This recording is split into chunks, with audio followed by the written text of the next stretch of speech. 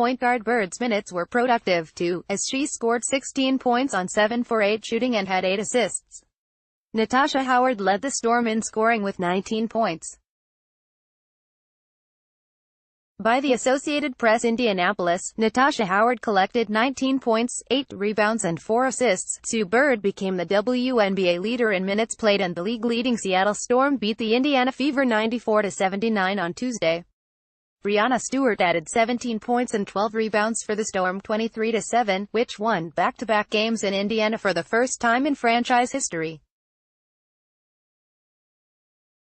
Bird scored 16 points on 7 for 8 shooting and had 8 assists, passing Tina Thompson 1997-2013 for the record. Thompson played 16,088 minutes.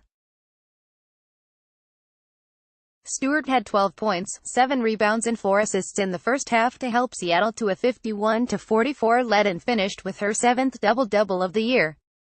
Indiana led 27-22 after the first quarter, but was outscored 54-33 in the middle quarters. Bird's no-look pass to a cutting Howard gave Seattle a 61-50 advantage. Howard's drive and spin in the lane made the score 76-60 at the end of the third quarter. Candace Dupree had 22 points on 10 for 12 shooting and 8 rebounds for Indiana, 5-24, which was coming off its first back-to-back victories of the season. Victoria Vivians of the Fever scored all 15 of her points in the first half on 5 three-pointers. The Storm, which beat the Liberty 96-80 on Monday in New York, extended its winning streak to 5 games.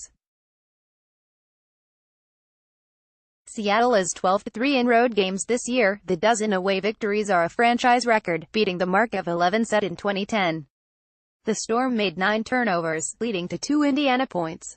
Meanwhile, the Fever made 14 turnovers that resulted in 14 points for the Storm.